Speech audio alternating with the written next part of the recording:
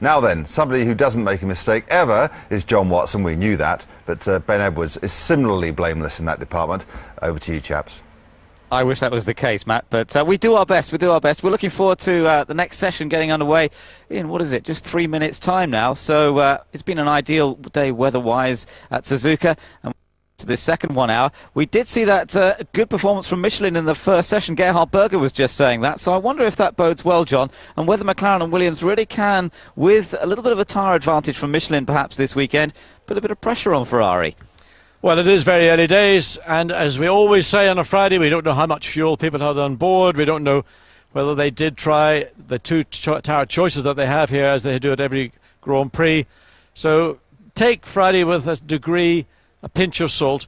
And I mean, if Bridgestone are competitive on a Ferrari, then they should be competitive, or relatively so, on a Jordan, and of course on the Saibers and on the BARs. A lot more to go, and maybe the second session will, let's say, rationalise what we would expect to see come maybe Saturday morning, but certainly in qualifying Saturday afternoon. Mark Webber, we're taking a look at right now, of course, and I wonder whether this will be his last Grand Prix for Minardi. The signs are pretty positive that it will be. If you look around the front end of his car as he gets to grip with this Suzuka track, and Kimi Raikkonen all prepared to come out as well for McLaren. But certainly could be a good battle between Williams and McLaren behind Ferrari, even if they don't manage to challenge them directly. That will depend a little bit on how the cars are set up for qualifying, of course. Michael Schumacher tomorrow will be looking forward to challenging for his 5th consecutive pole position here at Suzuka. Now here's Nick Heidfeld. We talked about him earlier, the car not looking terribly stable. Looked as though he was struggling somewhat, and they didn't end up with a particularly quick time in that last session. Finished 9th last time out in the United States after qualifying in 10th place. That seemed to get them back on track. They went through a bit of a bad patch. Italy, he only qualified 15th, and in Belgium he qualified way down in 18th place. They seem to have lost some of that early season performance advantage they had. Yes, it's hard to explain, because fundamentally it looks a pretty good car. It's got a great engine. It's got 2 young drivers, certainly in the case of Felipe Massa, who is both fast as well as entertaining. Nick Heidfeld very much more Germanic in his approach, but didn't look to me to be having a particularly easy ride. We picked that up going into turn 1, where it was as if he was always looking for the entry point into the corner. Now, it's a very high speed approach. You're doing about 195 miles an hour coming down that pit straight. The entry into turn 1, equally very high speed. Then you've got to get the car settled to get into turn 2. But if it's unsettled into turn 1, it's never going to be right. And then if you don't have that rhythm, that momentum behind you, then you're always sort of nervous about the car. You're always expecting that the car is going to bite you. In other words, that the back end is going to suddenly snap out and put you into a slide, or let's say even worse, into a spin. So if a driver's got that in the back of his mind, he's never really going to make very much progress. So here we are, all set. The green light comes on at the end of the pit lane, and practice session number 2 commences at Suzuka, and it's Alan McNish who is first out onto the track. Boy, wouldn't it be great if Alan could score a point or two in this his last Grand Prix for Toyota. He's come close on a few occasions so far this year. His best result has been a 7th place finish, but he has yet to score any points, and he certainly deserves some. He's driven well this year, he's pushed hard, he's matched Mika Salo pretty much throughout the season, and Salo, of course, a very experienced competitor coming into this year with Toyota. But for McNish, sadly, still no points on the board, and it would be quite something if he could finish the season by scoring some. I think what he'd like to do is actually outqualify Mika Salo, because Salo has got a 14-2 record against Alan McNish. So if he could come here to Japan, a circuit that he has raced on before and familiar with, and get one across his teammate, well, that would be in part of the mission completed. And to score just 1 point in the Drivers' World Championship so far, no points at all for Alan. Just even 1 point would be an achievement. It certainly would. Well, there's Ron Dennis as he watches proceedings in the McLaren pit. Don't think they have any particular problems down there at the moment. We saw Olivier Panis on track, so it's good to see him back out after his self-confessed error when he slowed down earlier on. Ralf Schumacher's also on track, as you can see there. Takuma Sato right behind him in the Jordan Honda. And Sato putting in a good first session this morning. No mistakes. He was fun to watch as ever. Very committed, and the track surface will be beginning to clean up. You can still see one or two places where perhaps it's a little dusty, particularly offline, but the track definitely cleaning up, and we'll expect the times to continue to improve. Olivier Panis only completed 7 laps before the track went red. He pushed the wrong button. I mean, with a plethora of buttons in a driver's cockpit, I suppose it's understandable, but maybe that kill switch that he pushed maybe is a little bit too close to his hand, or an error like that. Imagine doing that in a race or doing it in a qualifying session. I mean, a bit fundamental. Nevertheless, that's what Olivier Panis did. Now playing catch-up. His teammate Jacques Villeneuve, his car still up on the axle stands in the BAR Honda garage, and the team absolutely working to the limit to try and get Villeneuve out before the end of this final 1 hour session this afternoon. Yes, the accident that Villeneuve suffered on the exit of Spoon Corner, certainly doing some damage, but Panis now with the work to do for the team to try and go through all those scenarios that they do work on the Friday to adjust the balance of the car and try and get things ready for qualifying on Saturday. I mean, can you imagine what it was like for Honda and BAR to not have a car out in the second part of that first session? One car in the barriers being rebuilt, the other car having to be brought back in and unable to run. So tough, you know, listening to that interview with Ron Dennis, the insight that he gave, it is an incredibly difficult sport. We only ever see the surface, the gloss of Grand Prix racing, but when you're up against it, when those pressures, and they can be massive, are mounting and just continue to mount, I mean, it really can break so many people. Yeah, it is a tough sport, there's no doubt about it. Well, Olivier Panis has been through lots of ups and downs in his career. Now, of course, one of the most experienced drivers and one of the older drivers in Formula 1, 36 years old. One win to his name way back in 1996 when he won the Monaco Grand Prix, driving for Ligier, and of course next year he'll be switching to Toyota. Juan Pablo Montoya, 5th quickest, but significantly as he comes across the line to go on to his 16th lap, he was the fastest car through that final third sector. Now, I've been watching Montoya on the timing screen, that's page 5 on your handset, button 5. Montoya was quick in other sectors, but now beginning a run. We have to wait and see how the Colombian will do on his 16th lap.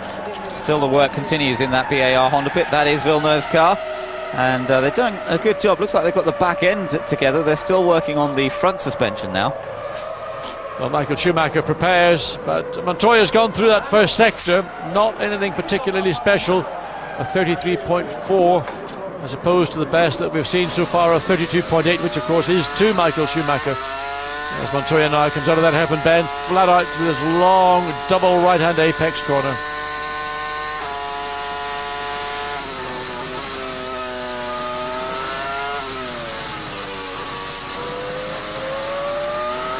Nice and tidy through Spoon.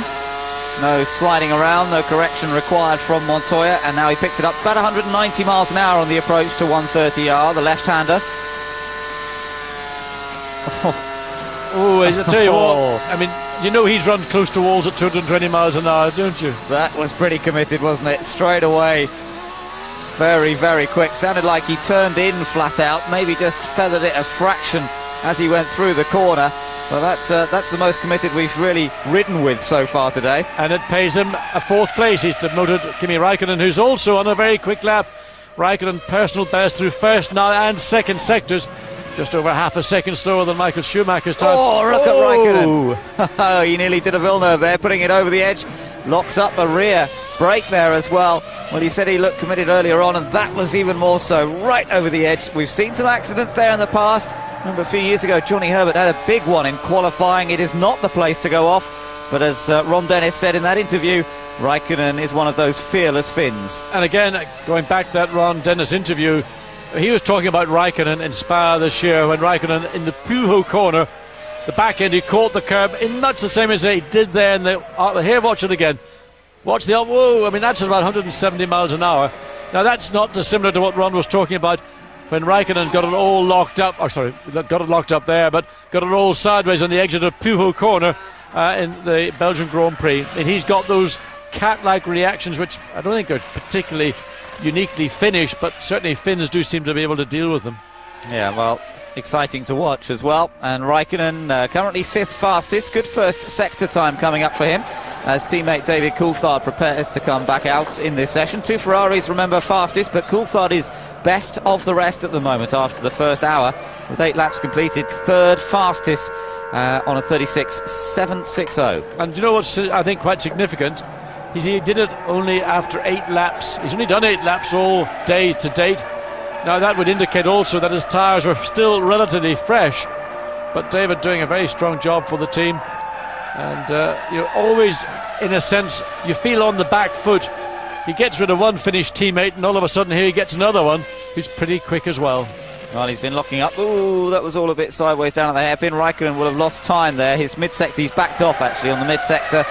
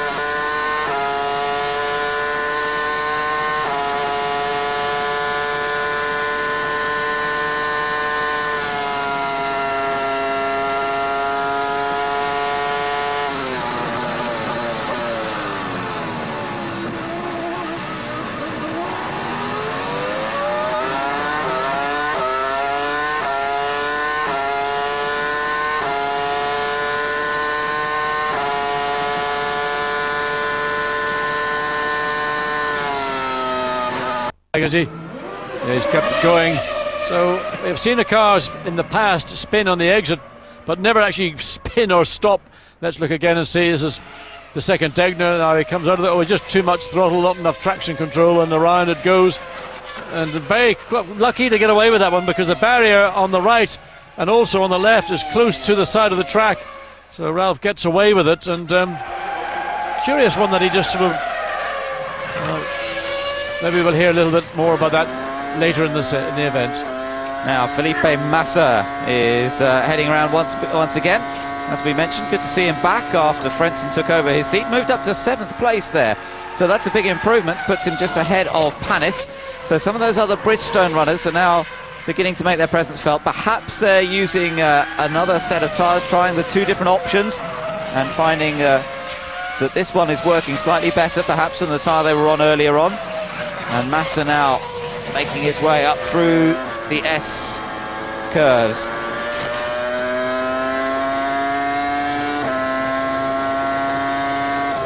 Very quick through the first Degner, just down a couple of gears. This is where Ralph went off just a moment ago. A little bit of understeer in the middle of the corner there for Massa. Yeah, but the car looks much, much better than we saw Heidfeld's car in that first session. A lot more confidence. You can see from Massa it's being reflected in his times. He's only 0.6 of a second down in that first sector. And you can just see by the attitude of the car that he's got that Cyber working better for him than Heidfeld has for himself.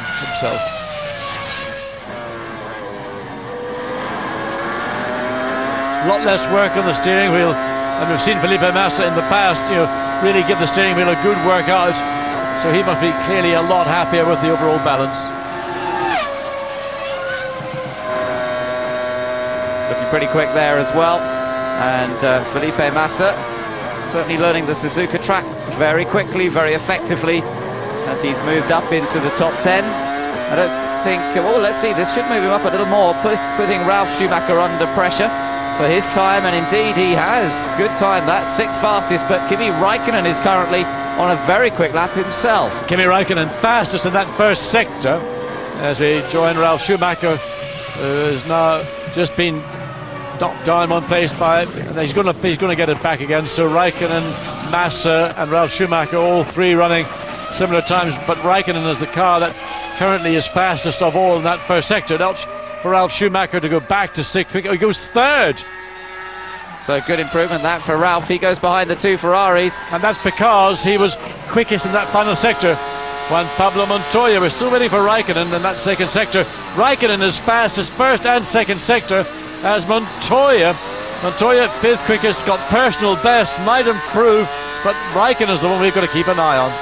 So Montoya across the line stays 4th, just behind his teammates, and in fact only 0.3 of a second between them. But here comes Raikkonen, fastest by 1.87 seconds. Now that must have been a new set of tyres, but yes, how much fuel was in that car as well? Well, you can see the tyres, you can see the sheen between the grooves, so those are fresh tyres, but nevertheless a very, very strong lap indeed from the young Finn, and putting things into perspective, 1:34.232. Pole last year 1:32.484, so we're now under 2 seconds within that pole time set last year by Michael Schumacher. Yeah, it's pretty impressive stuff, and it's quite a lot quicker than they were doing here last year on the Friday. John Lacey actually ended up with the fastest time last year in the free practice on a 1:35.4, so they're already over a second up on that from last year. Other improvers further down the field is Kumasato, the local hero. He's now 12th quickest and still continuing to improve. Irvine's dropped down to 13th. De La Rosa in the second Jaguar down to 16th. What a change that is from this morning when, whoa, Kimi Raikkonen doing what Villeneuve did, but gets away with it. Yeah, so far so good for Raikkonen, and pretty good lap still going. Let's just see, well, no, 3/4 of a second down at the second split. It is quite an abrasive surface, as we talked about earlier on, and so the likelihood is that they'll get one quick lap out of a new set of tyres, but by the time they're making their way around on the second flying lap, the tyre performance is dropping away, and it's not very likely we'll see a quick lap second time around. 1.5 seconds slower this second time, but that earlier lap very impressive indeed. Kimi Raikkonen is now fastest here in free practice, but we await the Ferraris. We haven't seen much from them just recently. Through the spoon, this is the second part. He's going to run wide on the exit. Watch to see how much curb he uses. He gets out early, gets on the dirt before he even gets on the curb. But McLaren's traction control of the Mercedes one certainly keeps him on the straight and narrow. Takuma Sato, I told you, is on an improving lap. Well, he has improved. He's now gone 10th quickest. So the Japanese driver, for the first time when it starts to really matter, inside the top 10. Yeah, and that's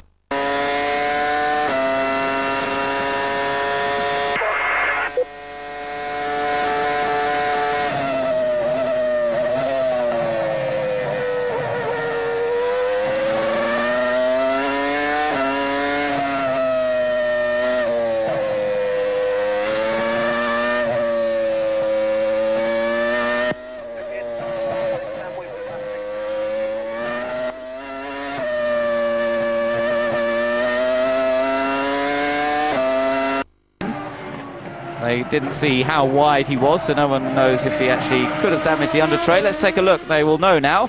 Oh yes. That's an under tray. That was a big old spin in Degner 1, and he does a great job back in the car. Watch it, here it is.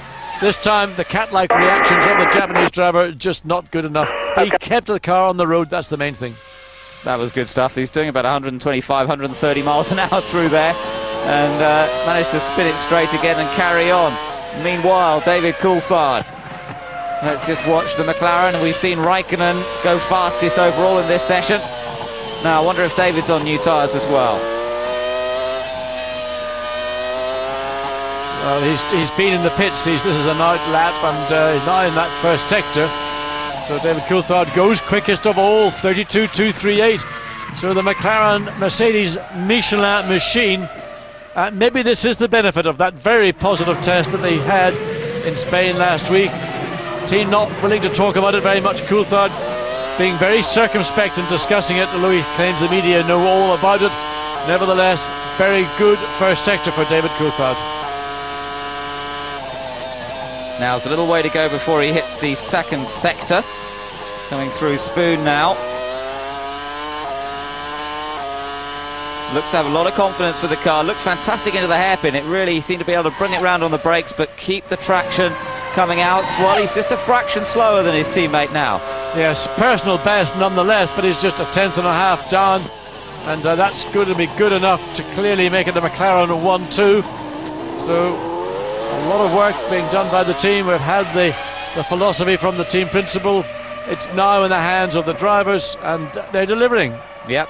So first and second for McLaren Mercedes, and that's a good effort from Raikkonen and Coulthard. Puts them ahead of the Ferraris. I wonder for how long, because we're still awaiting the Ferraris to come back out, but it is very promising indeed. Pedro de la Rosa, meanwhile, we're keeping an eye on here, down in 16th place at the moment. He and his teammate Eddie Irvine haven't really done anything spectacular in this second 1 hour session. They were running quite competitively this morning, but they haven't done so many laps yet this afternoon. We'll have to wait and see, although 23 laps in total completed by De La Rosa, so not too far off. It's a fairly empty track right now. A lot of cars back into the pits. We're just coming up to the halfway stage in this second session. De La Rosa kicks some dust onto the exit. That's always a little bit of a problem here at the exit of Spoon. If you run wide early, you drag dust onto the circuit, and for the car that happens to be next up, he's unaware of it. There's no way of knowing about it until you get onto it, and then you suddenly realise that the grip that you did have isn't there.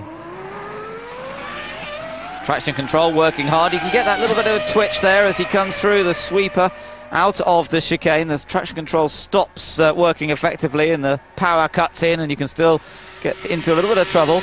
Meanwhile, McNish with David Coulthard right behind him.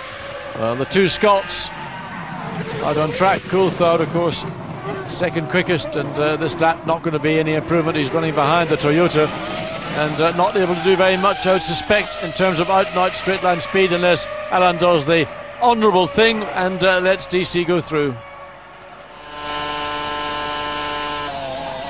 And he has done so. Dives down the inside. No problems at all. And Coulthard continues on his way, just racking up the laps at the moment. That was a 36.9 that last lap. Alan McNish has done a good job of that. He's done a 1:37.8. He's 8th quickest, so it's not like he's running at the tail of the field. He's doing strong runs right now for Toyota. with teammate Sello all the way down to 17th place. So again, probably Toyota, like most teams, splitting the workload between fuel loads and general just setup. Still a good first sector time that from Coulthard, considering these tyres have now done a little bit of work. As Barrichello about to come out on a new set of Bridgestones. Well, this is where we might well see the time that's been set by Raikkonen come under major threat. It's a 1:34.2, remember. Coulthard, I don't think we'll be able to improve on that. These tyres, as I say, have done a fair bit of work now. Never qualified on the front row here, David. It would be quite something if he could manage that in the qualifying session tomorrow.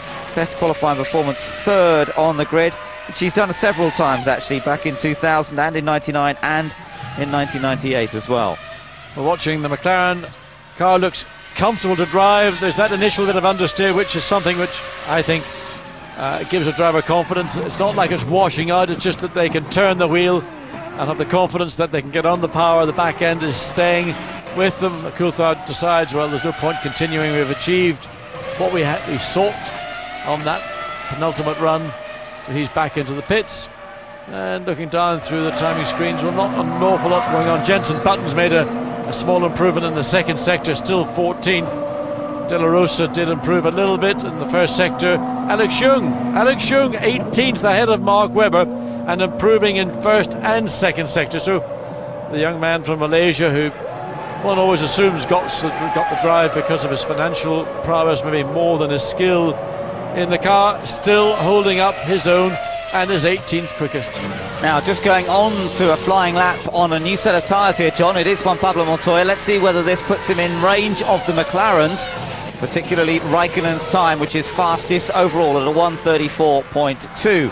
So we won't get it's a long lap, remember this one. It's a 3.6 mile track, so it takes a while before we see the first split. You can see him working at the wheel and look at the car responses, twitching around a little bit.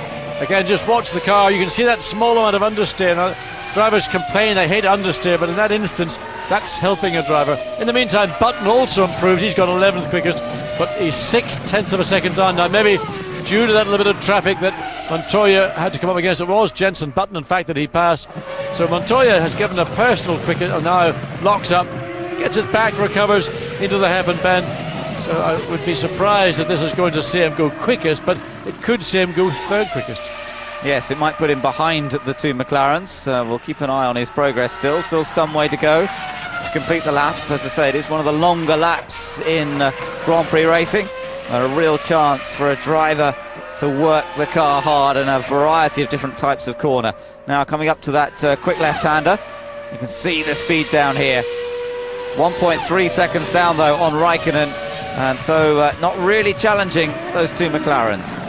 Well, it's a personal best for Montoya, but it's he's losing time almost by the corner, which is a big disappointment, I'm sure, because you put a fresh tyre on. Of course, we don't know whether this is the prime or the optional tyre.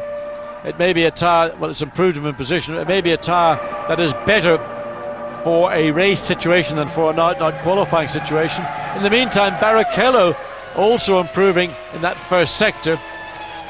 So when Pablo Montoya, you can't get much further out to the right than that. What we don't know, of course, is how much fuel is on board that Williams. Only Williams know that. For another brand new set of tyres here for Kimi Raikkonen.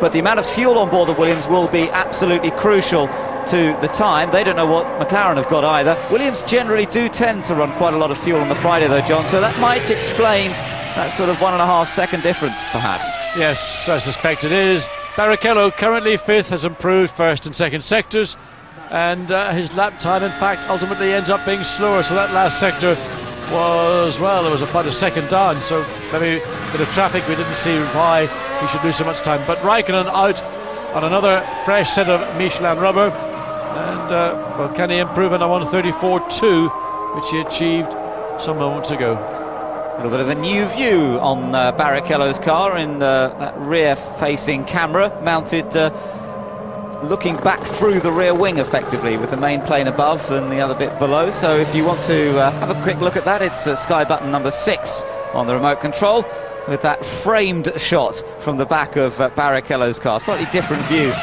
to the one we've seen normally when we're looking back from the Ferrari. There is Barrichello on track at the moment, out of the hairpin. And we've got a little bit of flame coming from one of the Minardis there. and that must be Jung. He's the only one out there, so it could be a mechanical problem. It looks as though he's coming slow.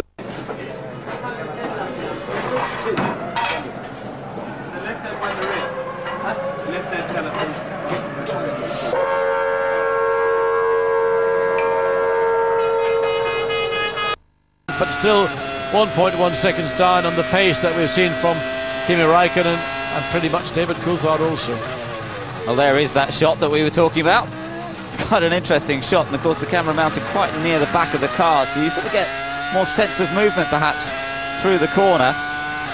And that's the main plane of the rear wing just above you. Look at the work down there. That's Alex Jung's car coming in flames and being covered in fire extinguishant. That's going to be a nasty mess to clear up. Yes, either an oil or a hydraulic fluid leak, I suspect, and disappointment for Alex Jung was doing it. Has done a good job. He's still 18th quickest, and he's still about 0.2 of a second faster than Mark Webber. Let's look and see again. Well, so there it is, and you can see sparks coming out of the back of the car.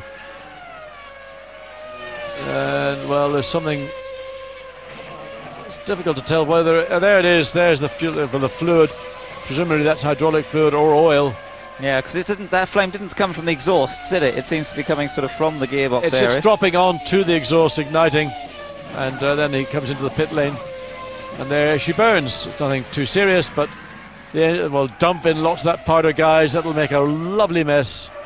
Well, at least it's their own guys who are doing it, and not Marshall's just getting carried away, the Minardi boys themselves. Now, here is Kimi Räikkönen. He is fastest overall at the moment, remember. And he's behind Olivier Panis. Well, he's now ahead of Olivier Panis.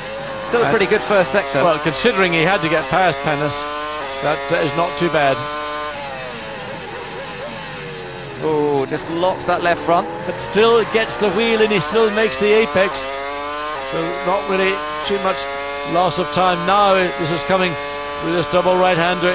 It's going to be through Spoon, the entry and the exit, that he'll pick up or benefit from these fresh tyres.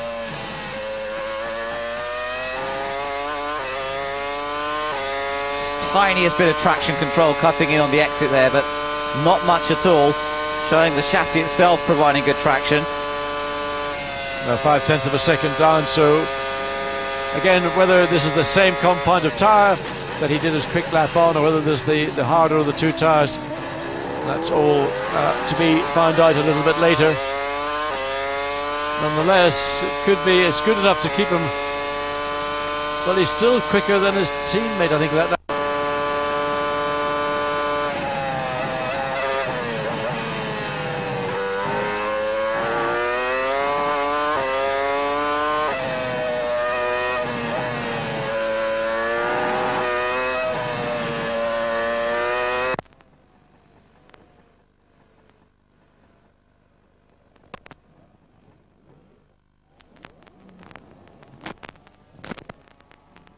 should get him back out in a moment. long 10 minutes.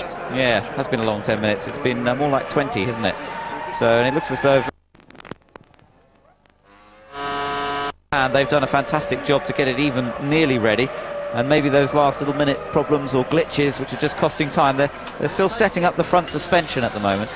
Yeah, I mean, there's 26 minutes remaining. I mean, I said if he got out for the final 20 minutes, I think that would be pretty good effort by the guys, as Michael Schumacher, beg your pardon, Barrichello, just caught the top of the helmet, just runs wide in the second part of Degner. So for Jacques Villeneuve to get out and get some running, anything he gets, to me, is going to be a big bonus. And I hope he looks after the guys that have worked hard for him to get that car ready. Eddie Irvine just making it across the line. Let's see if that moves him up at all. Yes, it does. 13th. He gains some 2 places. Now, we saw those problems as Alex Jung came in a moment ago with flames coming out of the back of the Minardi. Let's see if we can find out more as Bruce Jones talks to Paul Stoddart. Paul Stoddart, a little too much drama there. What happened to Alex? Small hydraulic problem. Looked far worse than it is, but obviously the marshals decided to extinguish what might have been flames. So no flames, but lots of powder. Will that car be able to go out before the session's over? We'll have to get it off, get the cover off and have a look at it. They've put a fair bit of powder in there, so we'll just make an assessment in a few minutes. Best of luck. Thanks, Paul. Well, David Coulthard is on a good lap here, although he's just been held up a little bit, ironically, by Mark Webber as he came through the chicane, but he was only a few thousandths slower than Raikkonen at the second split, and he did lose out over half a second just by getting held up on the last part of the lap. Yeah, it was a difficult call because Webber was on a lap, Coulthard was on a lap. There's no requirement to give way in these circumstances. So possibly we think DC may have been on the slightly softer of the two Michelin tyres, but clearly not certain what Webber was going to do, and compromised on the entry into the chicane there, all the way through those three turns, the right, left, right, and poor David Coulthard once again suffering. But that's the luck of the draw as Jenson Button locks her up into the hairpin bend, gets it sorted out, and continues. Jenson was quick in that first sector by his standards, so he had made an improvement, runs right out to the edge of the track to get it back, to get straight, to come into Spoon. So let's see what the Renault driver can do in the second part of this lap. Just ahead of him, one of the Jordans. Yes, heading down on the latter part of the lap now. It is Giancarlo Fisichella who is slightly further ahead. And that looked pretty quick through the left-hander. 2.4 seconds down on Raikkonen, but it still might improve him from his current 15th position. Heidfeld sort of popped up to 13th just as we were speaking, but Button, he's about a tenth of a second away from Irvine. This should see him move up. Yes, he goes up to 11th. De La Rosa up to 8th place as well, so that's a good improvement from the other Jaguar there as Jenson Button continues on his way. So we've now got the McLarens still first and second. There's Coulthard crossing the line. Slightly slower lap next time around, of course, with the tyres having done their best. But it is the two McLarens and then the Ferrari of Barrichello. Then it's Montoya. Michael Schumacher now down in 5th place, but he's done very little running, Michael Schumacher, in the second 1 hour session. We've barely seen him out there, if at all, actually. Well, I don't think he's basically been out, or if he has, it's only been very briefly in this session. And set-up work going on in the Ferrari garage. There's on the one hand Barrichello's car as they work at it, and Michael's car, there's not much going on. Ralf Schumacher just sitting back quietly contemplating. 31 laps completed, 6th quickest, and expect to see a fresh set of rubber at some point go on to his car. So the work continues. The Michelin boys must be fairly happy with the way things are going in this session so far. 1st, 2nd and 4th currently. Well, you are in Bridgestone's backyard, and I don't think we need to read too much into what's happening right now in relation to the relative performances of both tyre companies, because today isn't what's going to count. It'll be after that 1 hour qualifying on Saturday afternoon, and I think it'll be a very courageous person that bet against a Ferrari certainly on pole position. Jarno Trulli moved up to 7th just then. Let's see what Coulthard... Oh, I see, he was behind. I think it was McNish again. Yes, he got a little bit loose. I mean, whether he was getting out of David's way, that's twice now we've seen McNish and Coulthard coming close together on the racetrack. Jarno Trulli, you see, just completed that lap, 7th quickest, and cruises his way back to the pits. And what made that, remember I pointed out Mika Salo in the car. I mean, drivers actually are now these days requested to come in at racing speeds, and maybe that was why Mika was puffing and panting. Mark Webber has just set some quicker laps in the Minardis, put him about 0.8 of a second quicker than his teammate now. So our last driver is still Villeneuve with that those few laps that he did this morning before he had the accident. There was only 4 laps, but we are expecting to see him out fairly soon with a bit of luck. 33 laps have been completed by Juan Pablo Montoya during the course of these sessions. That's almost the most, except Takuma Sato's done 35 laps. I think he's top of the pile in terms of number of laps completed in the free practice sessions so far today. Takuma Sato is 11th fastest. Interesting. Just looking at the temperatures. Right, Ben, interesting looking at the temperatures. I was writing down that track temperatures dropped by 4 degrees and ambient dropped by, well, 1 degree. But it's the track temperature. I mean, that 4 degrees may not seem significant, but will have bearings on tyre performance, possibly tyre degradation, but principally about maintaining temperatures around the circuit. Yes, that's right. So keep an eye on those temperatures. Meanwhile, just having a look down the time list. Mika Salo there, 8th fastest, so that's a good effort. He's done some 33 laps so far in this session. That puts him just ahead of De La Rosa. and just behind Jarno Trulli in the Renault. Nobody else really on track doing anything spectacular at the moment, with some 20 minutes. 20 minutes of the session remaining. So Toyota coming to... Okay, so confirm we do a launch start this run as well. Coming towards the end of their first season of Grand Prix racing. Let's watch Montoya now. Well, he's a second down at that first split. I mean, it looked good through the Dunlop curve, it looks good through the two Degner curves, so the balance of the car looks good. Maybe there's just a lot of fuel on board. So a lot less spectacular than we've seen so far in this session from Juan Pablo Montoya.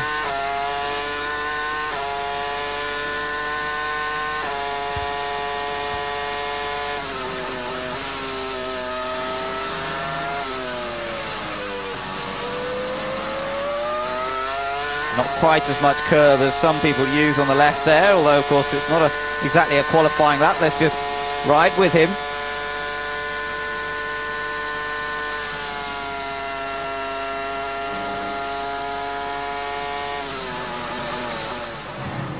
And as Montoya continues around, there is Rubens Barrichello back out on track, and he's on a good lap.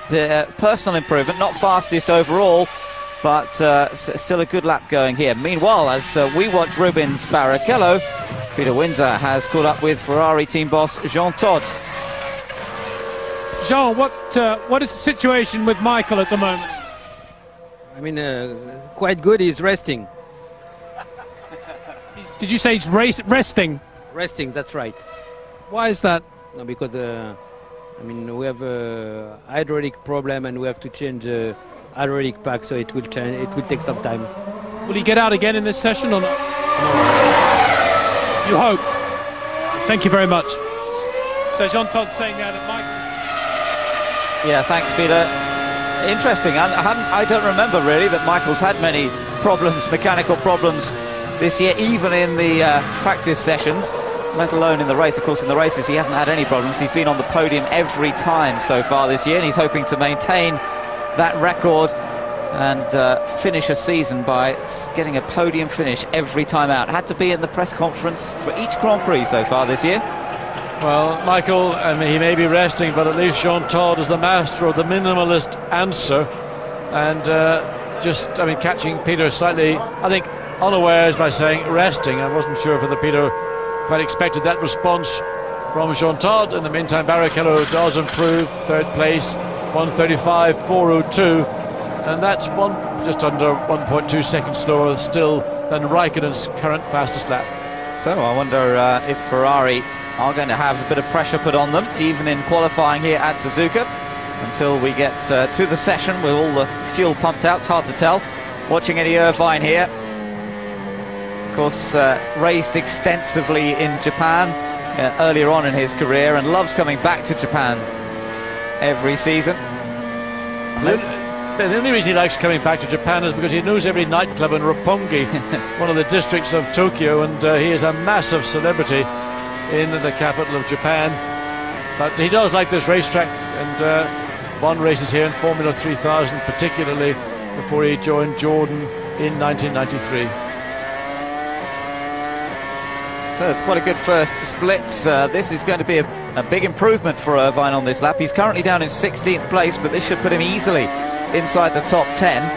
And he's on a new set of tyres, so obviously using the best performance advantage from those tyres, as we watch him now up at Spoon Corner.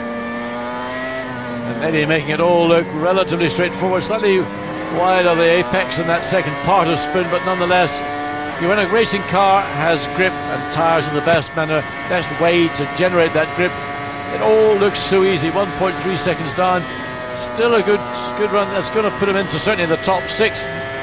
We don't know whether it could do any more than that, but a run from Eddie, which no doubt he'll be happy with. There's just 15 minutes of the session remain.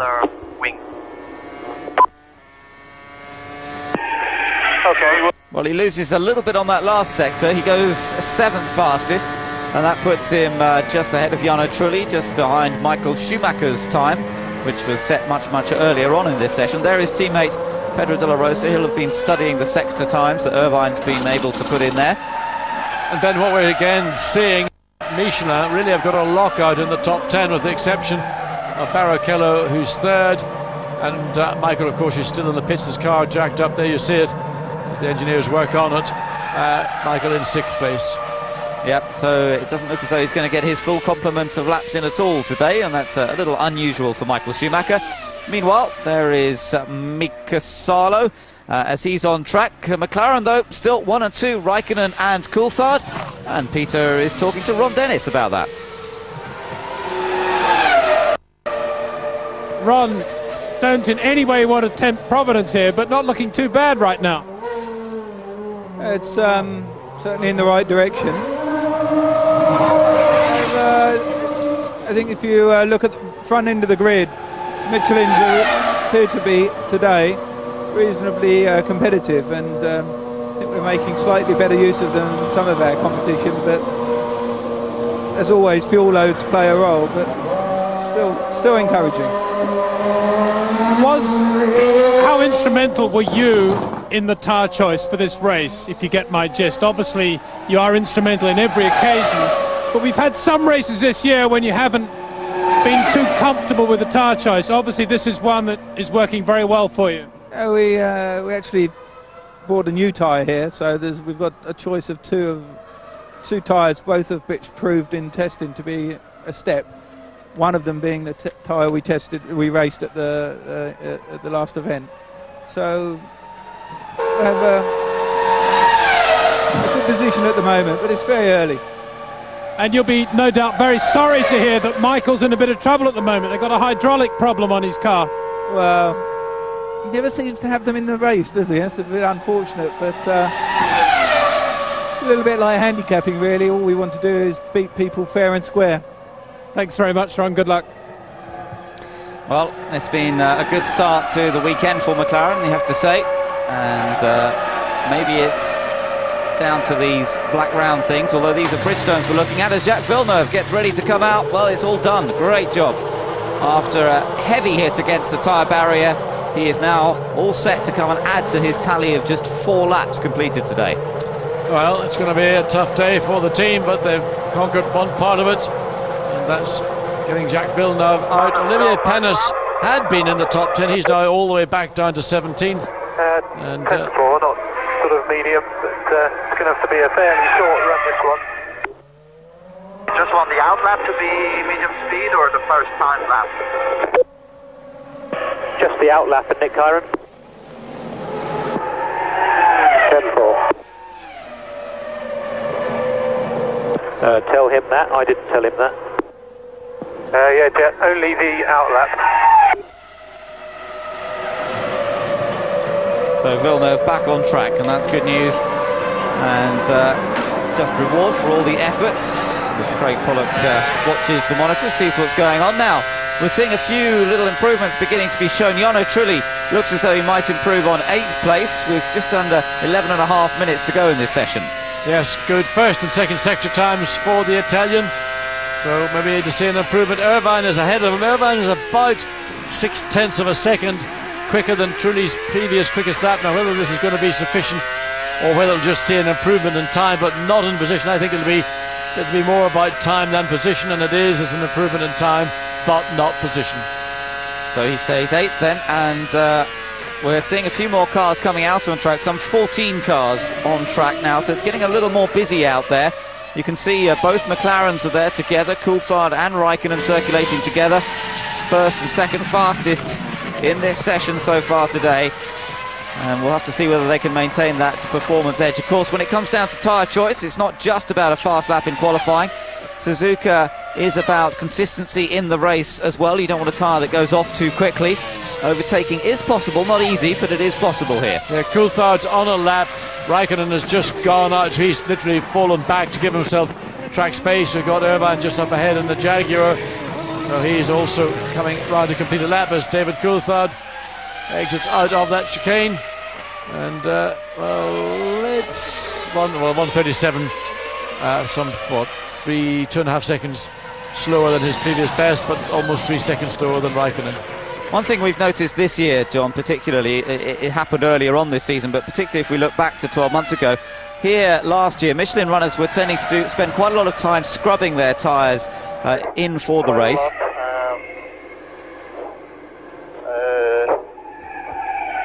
say there's probably 3/10 are quite easy on this tyre. Looking at those tyres, again, that front tyre, look at the scrubbing across the surface of the tyre.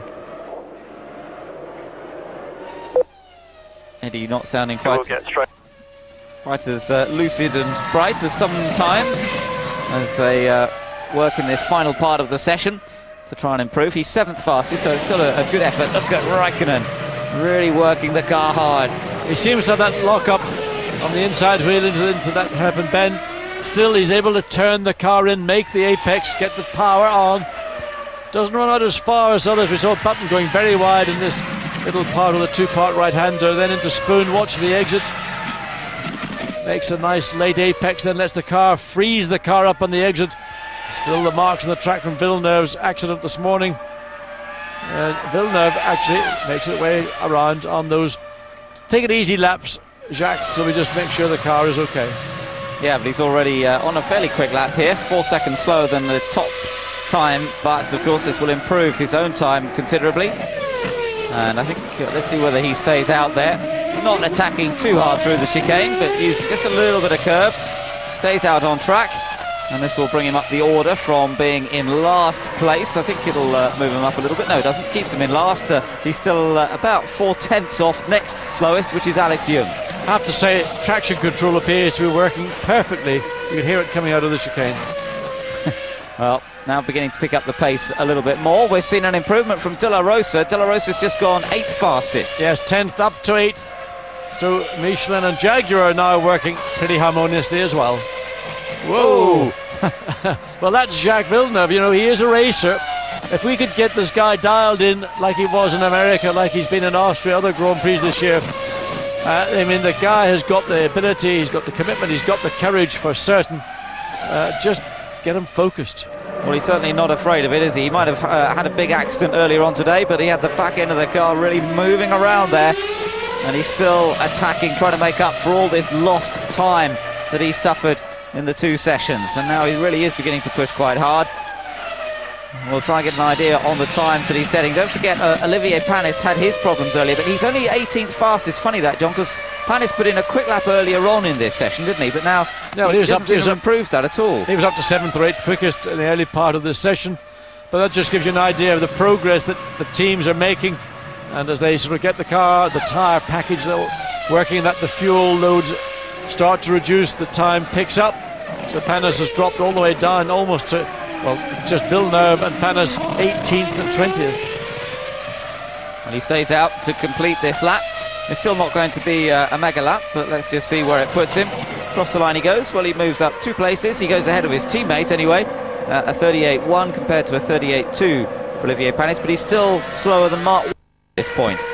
Now, on board with De La Rosa, we've seen him improve recently. Got the 2 Jags, 7th and 8th fastest. Slightly slower lap this time from the Spaniard. We still don't know what Jaguar are doing driver-wise for next year. Whether either De La Rosa or Irvine will be driving, or whether Mark Webber or even indeed Antonio Pizzonia could possibly be a part of that team. Well, there's a young driver who's been in Formula 1 quite a long time, Giancarlo Fisichella. Currently 12th quickest and pretty much the best of the rest of the Bridgestone runners. And Fisichella improving in those first and second sectors. He's 37.103. Button is certainly within range. Takuma Sala, Mika Sala, I beg your pardon, in 10th place. Well, maybe just slightly out. Well, he's gone 10th, and he got Salo to boot. Yeah, indeed. So Sala's been pushed down to 11th. Takuma Sato is currently down in 13th place. There is Mika. So just being pushed back in.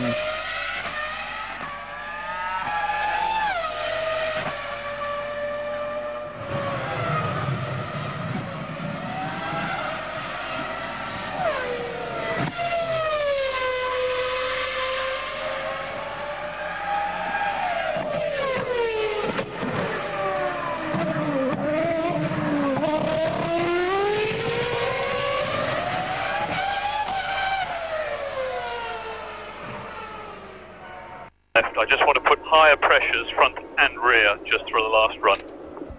Half a second between the two, John. That was pretty much what we seemed to see between the McLarens when they appeared. I mean, Williams, big one. Oh, that's a big shunt.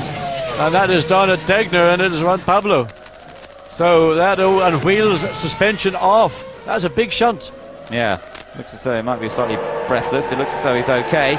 But yes, Montoya going off big time. So we had, well, we've had the two former Indy 500 winners off today, haven't we? We had Villeneuve off this morning, and now Montoya finishing off this second session with a fairly heavy impact as well. Now that probably all was the result of getting it wrong, coming through the first part of the two-part Degner corner. And you can see the left rear wheel, the drive shaft.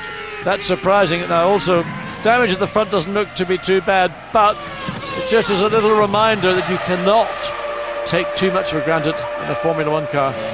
In the meantime, Irvine had been on a very good lap. That's here we see coming through the Dunlop curve, gets the car lined up, turns into Degner 1.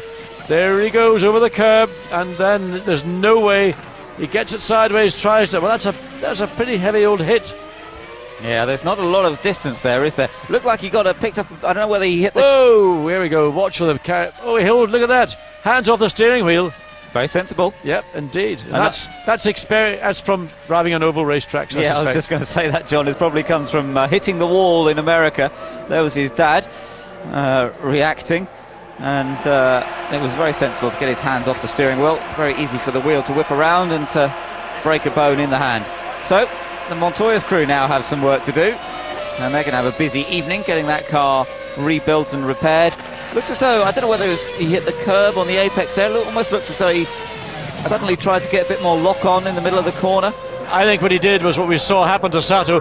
The bottom of the car rode the curb, and basically he couldn't get the car off it or anything.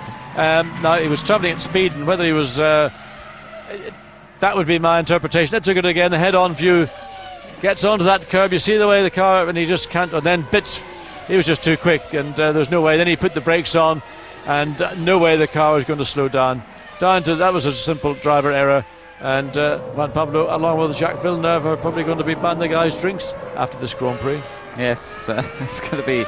It is going to be plenty of work getting that ready again for tomorrow. Still, he hasn't lost too much track time, unlike Villeneuve today. Villeneuve is back out on track, by the way, trying to get in as many laps before the checkered flag comes out. We heard Michelin teams talking about raising the pressures, and that's what we're going to do in the Toyota. The reason that they're doing it is because the stability that they need to say tyre pressures are a big factor. They want to be able to give as much stability as possible in the high-speed corners, so the teams will adjust the pressures where necessary to increase the stiffness, the lateral, the sidewall stiffness of the tyre. Well, Montoya's not looking very happy, no surprise. Let's look at the replay.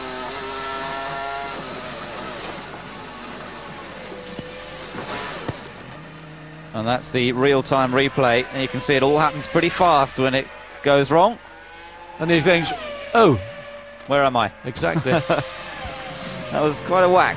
Well, you get your neck, when you hit a barrier like that sideways, you get that sort of nasty whack to the left in his case. Now, when the hands safety device comes in, it's incidents like that whiplash effect, rather fore and after or laterally, that can do tissue damage, or worse still, do something more to the vertebrae.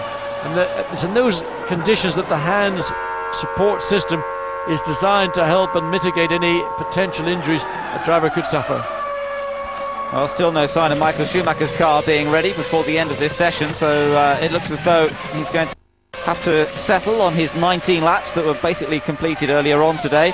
David Coulthard still on track, second fastest, remember, and it looks as though McLaren are going to end day one at Suzuka with first and second fastest times as he chases Jenson Button over the latter part of the lap. Has a little look to go past, and Button says, okay, then you can have the line if you want it. Not much point, we're not really either of us going that quickly at this stage, but it does allow Coulthard to perhaps get in one quick lap before the end of the session. Well, what it really did was give Coulthard the quickest speed down the straight, because he got a massive tow from the rear of Jenson's Renault up to 311 kilometers per hour. Yeah, so that is the fastest on the speed trap that we've seen so far. Barrichello matching him on 311 kilometers per hour, and it's Ralf Schumacher, Raikkonen, Michael Schumacher and Mika Salo on that speed trap. But speed's not quite as high as we've seen at the last two Grand Prix, Monza and Indianapolis. But the high cornering speeds are what are crucial here at Suzuka. Checkered flag comes out then to complete free practice. Ralf Schumacher's still on a lap, but it won't be anything very spectacular in terms of time. And it looks as though the order is pretty much set.